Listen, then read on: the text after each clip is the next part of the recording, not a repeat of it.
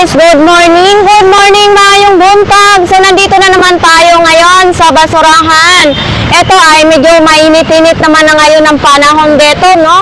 Tapos biglang uulan, iinit, ganon. Tapos sasabak na naman tayo, nasasakit na naman ang ating ulo dito. Nandiyan na naman yung ubuhin ako talaga, no? So ayan, samahan nyo ako guys na ikutin natin ang Recto Divisoria ngayong umaga na to. Maghanap tayo ng ng mga mahanap natin sa ating mata. So ito pala guys, no, sabi nung kasi nakita ko na nakatambad pa na mag 7 na ng umaga. So sabi nung yung mga DPS, hindi nila alam kung ano ang kukuha, yung city engineering or MMDE ba ang kukuha dito sa sa mga basura na ito, no? So kahapon kasi medyo maaga nakuha ang mga basura dito tapos nag-i-spray. So ngayon araw ng linggo ay hindi nila alam kung kailan darating yung truck at saka bulldozer, no? So ayan, samahan niyo ako ngayong umaga nito guys. Let's go!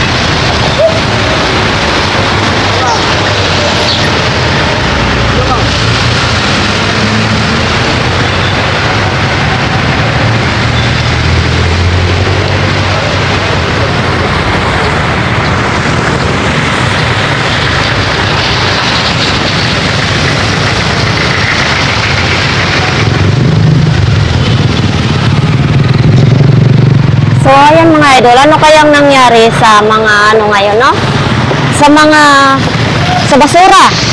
Tanghali na, hindi pa rin nakukuha. Ayan, oh. Ayan. Dapat ganitong oras ay nakuha na ito dito. So, ngayon, hindi pa. So, dyan na side ay malinis naman dyan. So, dito lang ang hindi. Baka sira na naman yung loader. So, dito banda, oh. Ay na nag-upo yung mga DPS. Bakit kaya?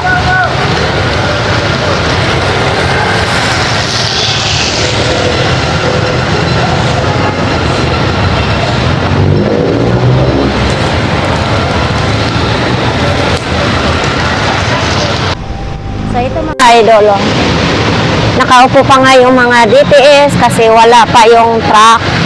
Tinanungan natin doon ay hindi malaan kung ang city engineering ang kukuha dito or MMDA. Ayan. Ito may mga langka, alugbati, sari-sari ditong mga gulay.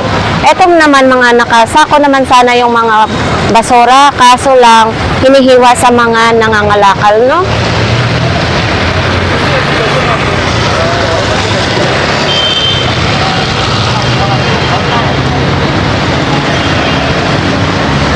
So ito naman dito, nakatambak pa rin dito mga idol yung basura.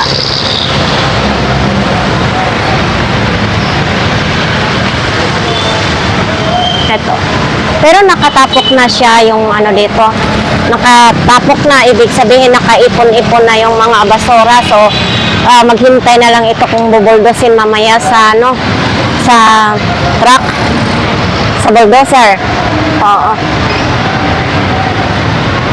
So ito na pala yung oras mga idol, magsisibi na ng umaga.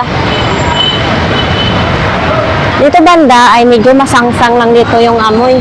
Kasi nga halo-halo na dito yung mga basura, nandito na yung mga tindahan ng mga isda. Ito kasi gulay, isda yan dyan ang tinitinda. Tapos dito yun may mga kalamansi din na tapos may mga sibuyas.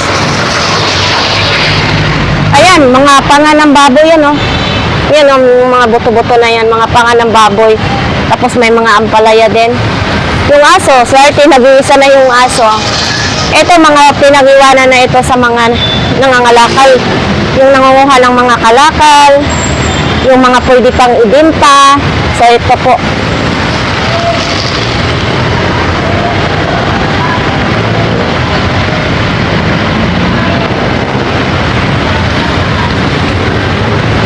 carrots.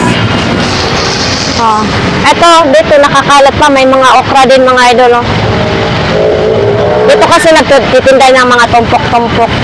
Tapos dito, mga nakabiyang-yang ng mga basura dito. Yan.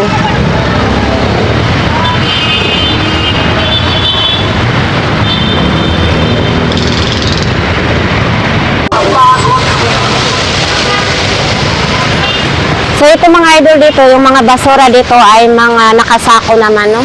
Tapos yung iba doon ay nakalkal. So dito banda kasi magkabilaan itong kalsada na ito. Dito hindi ko alam kung anong kukuha dito, no? So yan dito banda, malinis naman yung kalsada.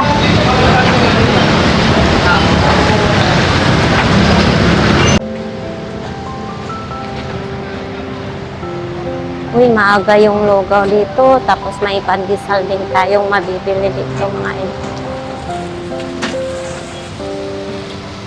Oh, another dito tambak mga idol. Grabe, ang napakahirap maghakot ng basura. Tingnan mo, dito nakaayos naman yung mga basura. Nakasako, naka-plastic. Tapos dito tapos na to nawali sa sa clearing, hindi. Tapos na ito mawalis dito sa DPS. So guys, titingnan nga natin bukas kasi bukas ay talagang arangkada na nga ang pag-upo ni Isko. Ganito, malinis dito na side.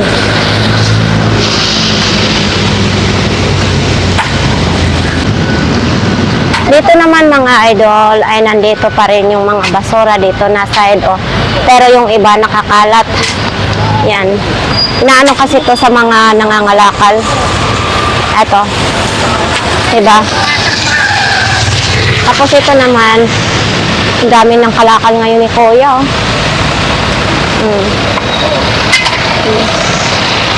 Kuya, bakit mo tinatagtag? Magkano sa ako? Pero ganyan, ipapatimbang din. Magkano kung kilo ng mga ganyan? 10 piso. Okay na, no? Basta plastic, 10 piso? Ang dami na niyang kuya. Punong-puno na yung sidecar mo. Laki pa ng itak ni kuya. Di ba mga idol? So, ganito ay napapakinabangan pa sa ating mga kababayan na pwede pang ibenta. So, ito yung sidecar niya is punong-puno na nga, no?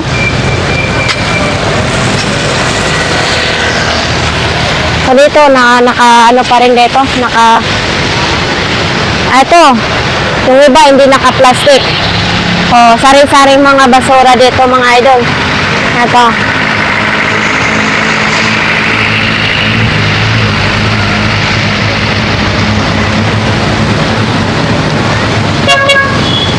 Kasi mga idol, ngayon, pag araw ng linggo, wala sigurong spray sa kalsada, no? Kasi yon ang naanuhan namin na hindi nag-i-spray ang ng kalsada dito kapag linggo. Di bali umulan naman, mawala yung amoy dito.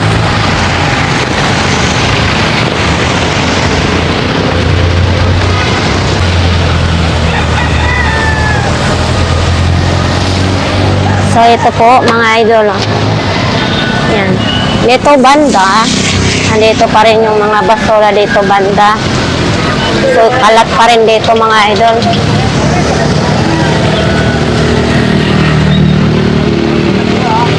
Yung mga tropa pips.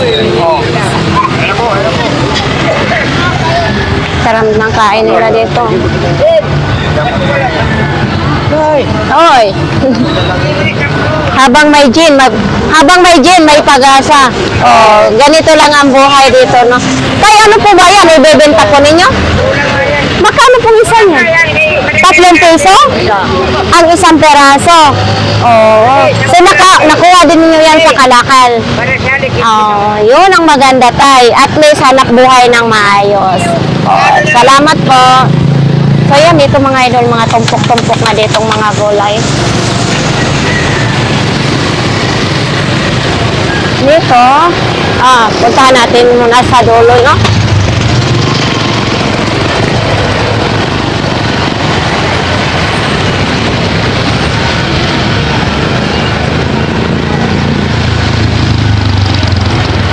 Kalat pa rin dito. Kasi alam nyo mga idol, pag winalis ng DPS sa public, ay, nakakaubo lang dito mga ano. Ito, pag winalis, syempre inipon na, tapos nakakalat na naman sa mga nangangalakal ng mga gulay, no? Ito, gaya niyan, naka-plastic, nakasako, hinihiwa nila po yan para maghanap sila na pwede pang ibenta. So ito, tulad nito. So titingnan natin mga update bukas, no, kung anong mangyayari dito, kung maganda na ba dito ang ano, kalagayan.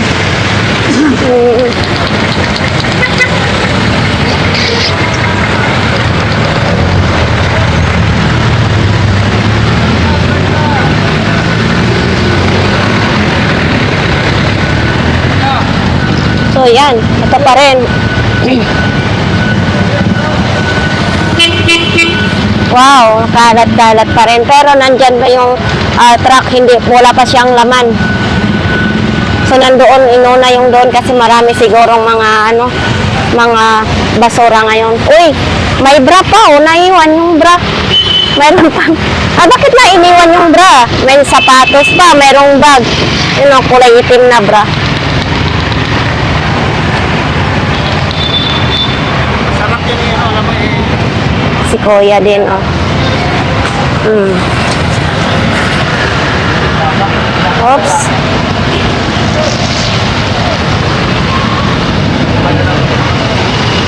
Kalat ng titinda. Oh, si Kuya. Nagliligpit na si Kuya, oh. Ano to? Sa Mga nagtitinda, iniwan, tinapon ko lang kayo para makapila yung motor. makapila yung iba. Oo. So, yan nga, mga idol. Ito, yung mga ano kasi, iniiwan lang din. Iniwan lang nila eh. Oo. Sayang oh. Yan ang mahirap, Kuya. Dapat eh. Titingnan natin bukas kung ano nito bukas, update Ay, dito. wala na. Pag naka-opposite ko, hindi na ito pwede. Ah, Ako eh. Ako kay Mayor, hindi ko siya patindahin pag marumi ang pisto niya. kaya nga. Oh? Dapat ganun. Iwan lang nila, iba mo. Oo.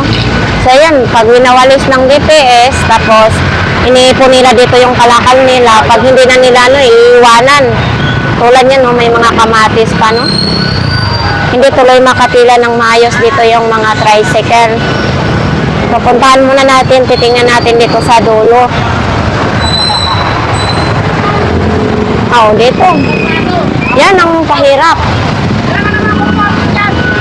Diyan, sa Yan, yung mga tricycle hindi makapila ng mayos kasi dito pa yung mga basura.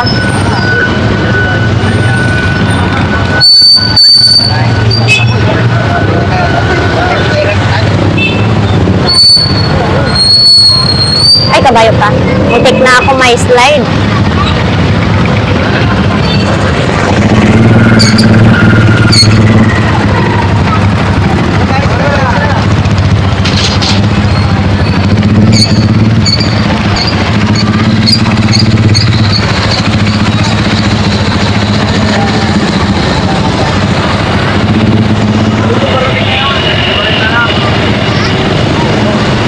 Ay, dito pala mga idol, mas marami ditong basura.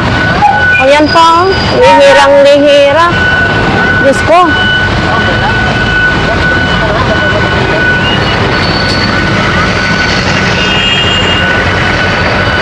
Ayan, oh. Grabe. Para lang binagyo. Naalala ko tuloy yung mga idol na nag-vlogs ako doon sa Malanday, Marikina.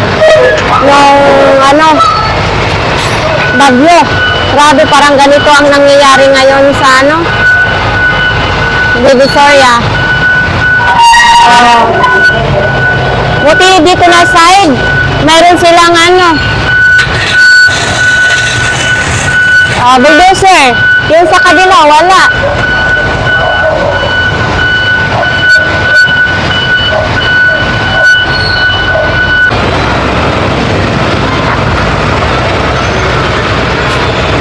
Kawawang mga DPS, talagang paulit-ulit na lang sila na ganito. Oops, eto, Dito kasi din nagtitinda yung mga buraot paggabi na mga idol. Dami, kaya hindi agad matapos-tapos yung pagkuha ng basura dito. Ang dami. Dami ka lang nakalakal, kuya? Ayaw mo, sir. So, ayun dito mga idol, oh. Tambad-tambad ang mga basura dito. Grabe. Ate! Wow, ang sarap ng pakwan. Pwede pa yan kainin? Oo, ayan mga idol, oh. May mga pakwan, may mga saging. Ayan, ito medyo dilaw na yung saging, oh. Grabe. Parang pag ganito, nakakapanghina palagi, no? Ay, ito, hindi ito, basura, kalakal po ito sa mga nangangalakal dito. So, dito, apak tayo, marumi na yung sapatos ko, mga idol. Wala tayong ibang mapag-apakan, kundi talagang aapak tayo sa mga ganitong sitwasyon. Oh, ang dami, may mga tsinelas pa dito, oh. Oh.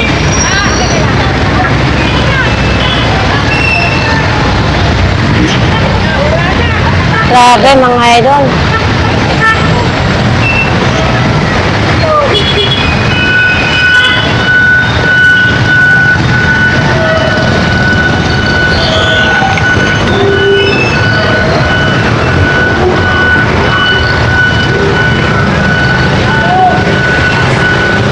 Ito may mga papaya naman dito. Oh. Siguro pwede pa yata yan ibenta. Oh.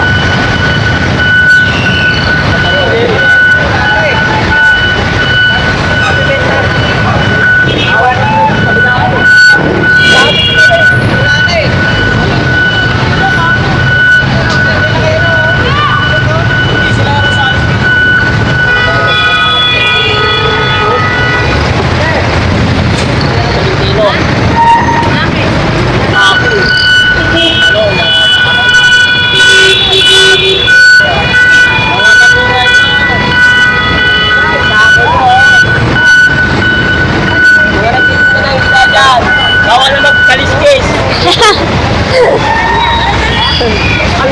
Ang luwag dito kagabi. Atras yung mga vendors eh. Luwag-luwag. May clearing kagabi? Ay, ganun ba yun? Mga anong oras na clearing ko yan? Mga alas 8. Alas 8 sa gabi? Oh. Kaya maluwag dito. Oo. Yung mga nagtitinda, umurong doon. Nabantay ng mga pulis. Kagabi. Kasi nga si Isko na yung nagano, no? O, bukas daw kuya, mas mahigpit daw bukas. Mas mahigpit sa ulo. Sa? Wala latag yata. Saan? Ulo. Sa ulo? Oo nga. Grabe. Zero vendors yan. Mas mahigpit pala, hindi bukas. Kasi bukas daw, may mga clearing daw bukas eh. Totoo ako ng clearing. Dapat clearing din. Oo. So, mas maganda pala sa gabi. Mas nakakailan yung ulo. Upo siya. Yun nga. So, sana maging maayos na dito yung mga basura na ito. Yun. Oo. Para naman. Kasi ganito, tanghali na, nandito pa rin yung mga basura, di ba? Parang hindi nauubos na yung mga ibang vendors tapon ng mga basura. Bawal lang sila magtapon. Yung mga vendors naman, bawal lang sila magkalat. Pag nagkalat sila, isang linggo sila hindi magtitinda. Ay, may parusa. Ayun ang maganda para may palatandaan talaga na maging maayos sila, no? Yun ang maganda. Oo. Kaya ang mga vendor, sumunod na lang sa anong patakaran ng mayor para makapagtinda sila. So, ayan, mga idol. Kagabi pala, may clearing pala ditong nangyayari.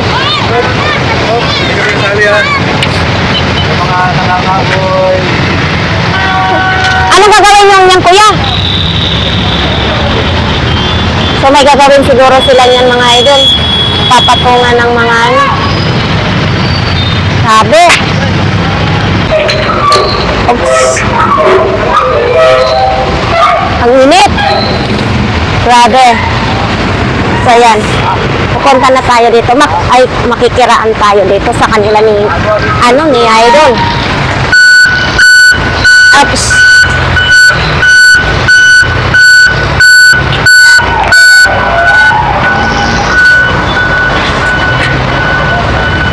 Yun nga mga idol, mas mahigpit daw sa mas matindi daw sa uno, kayo upo na talaga si Isko, no? Normal nang uupo si Isko. So yan. So sa gabi dito pala may mga na talaga dito pala ng mga clearing na binabantayan daw sa mga pulis para maging maayos yung pagtitinda dito. At may parusa din sila. Pag hindi sumunod, isang linggo hindi makapagtinda ang mga vendors. Mas maganda nga yan mga ganyang mga patakaran para matuto yung mga vendors din dito kung anong patakaran ng Mio. Kasi para din naman yan sa atin para sa ating mga para sa atin din yan na maging maayos yung kalagayan dito sa Recto Divisoria.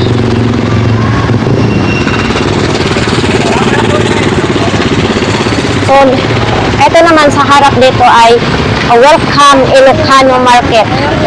So, ayan, dito mayroon pang mga nakatamba dito ng mga basura din. Dito sa tawid, no? Ito, isa din ito sa sagabal sa mga motorista, sa mga taong mga dumadaan dito. So, ganito po. Ayan, ganyan kadami ng mga basura. Ito na side dito mga idol, hindi pa alam kung sinong kukuha, yung City Engineering or MMDA. Ayan.